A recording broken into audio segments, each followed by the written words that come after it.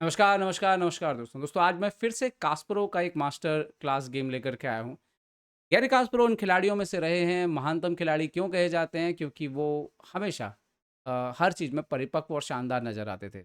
ऐसा ही उनके आक्रमण के साथ था कि जब वो आक्रमण करते थे, तो परफेक्ट समय पर ही आक्रमण करते थे और आक्रमण करने के लिए वो अलग-अलग तरह की तकनीक का इस्तेमाल करते थे। और आइए देखते हैं ये गेम खेला गया नज़डॉफ के खिलाफ। नज़डॉफ वही जिनके नाम पर सिसिलियन ओपनिंग जो है वो प्रसिद्ध है। 1981 का साल था। इस साल कास्परोव ने ज़बरदस्त प्रोग्रेस दिखाई थी और 2550-60 के रेटिंग से निकल करके जो है 2650 की रेटिंग करीब-करीब क्रॉस की थी और काफ़ी रेटिंग बढ़ाई थी इस पूरे साल में और एलीट में शामिल होने के लिए बढ़ गए थे। उस समय 2650 कुछ यूँ ही हुआ करता था जैसे आज का 2750। तो 1981 का जो साल था वो कास्परोव के लिए बहुत ज़्यादा ख़ास था और इसके 4 साल बाद वो विश्व चैंपियन बन गए। तो सफ़ेद मोहरों से नज़दॉफ से मुकाबला खेल रहे थे। शुरुआत हुई डी4 खेल के उन्होंने शुरू की।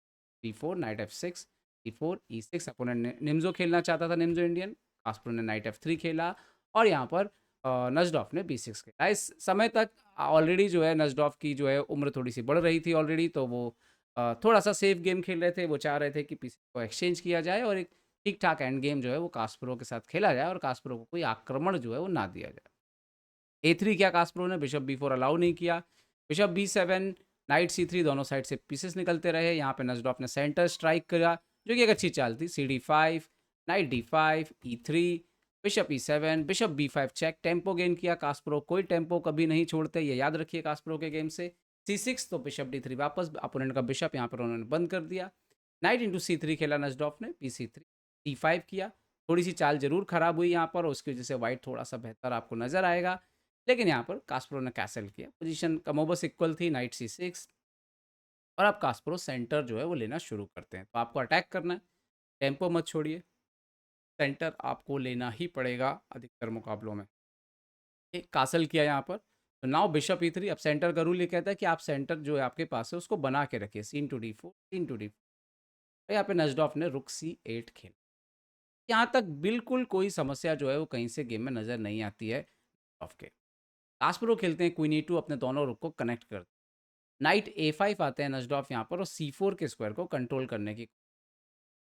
कास्परोव रुक एफ ई1 खेलते हैं और अब यहाँ पे नजडॉफ करते हैं क्वीन डी6। अब ये जो एक चाल थी, इससे कास्परोव ने कैसे अपना आक्रमण जो है क्रिएट किया, ये बहुत ज़बरदस्त बात। पहली बात तो एक शानदार सेंटर, उनके पास डबल बिशप और उनके मोहरे जो है वो धीरे धीरे किंग साइड पे आक्रमण करने के लिए जो है वो तैयारी अपनी कर रहे थे। सिर्फ मौका ढूंढना था कि किस तरह से सेंटर को जो है जगह बनाई जाए। क्वीन डी6 खेला और इस मौके का फायदा कास्परोव ने एक पॉन से या डी5 इंटू डी5। ये पॉइंट डी5 पे आने से ये बिशप फिलहाल के लिए तो बंद हो गया था। अब कास्परोव खेलते हैं ई5, क्वीन आता है यहाँ पर ई6 और अब यहाँ पे उनका प्लान था एक और पॉन सेक्रीफाइस करने का। वो खेलते हैं नाइट डी4, क्वीन आता है यहाँ पर ई5 और अब कास्परोव नाइट एफ5, दो पॉन सेक्रीफाइस करके।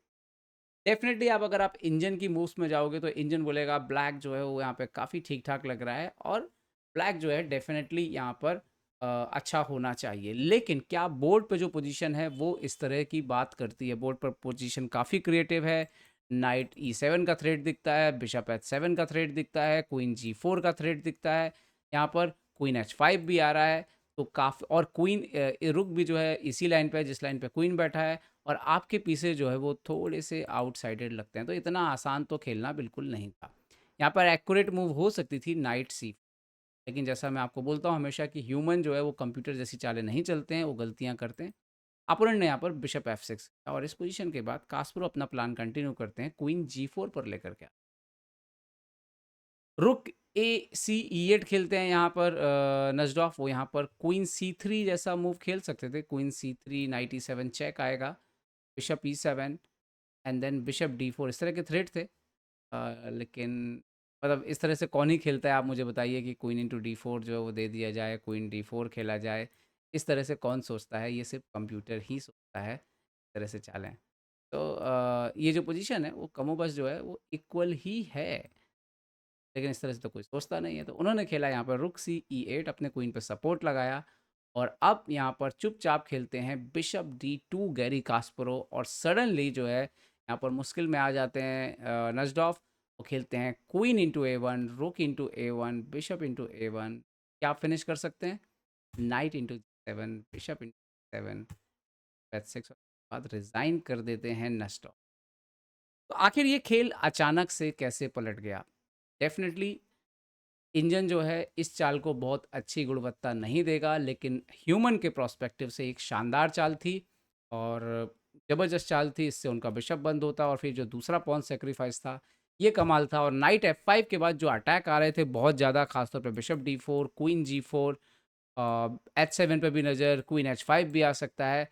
तो ये सब जो सडनली होने लग गया, इससे इसको संभालना एक साथ जो है ऑन द बोर्ड नजडॉफ के लिए संभव नहीं हुआ और उन्होंने बिशप F6 खेला पहले और उसके बाद रुके E8 वाली गलती कर दी एंड आफ्टर बिशप गेम ही ओवर यहाँ पर गया।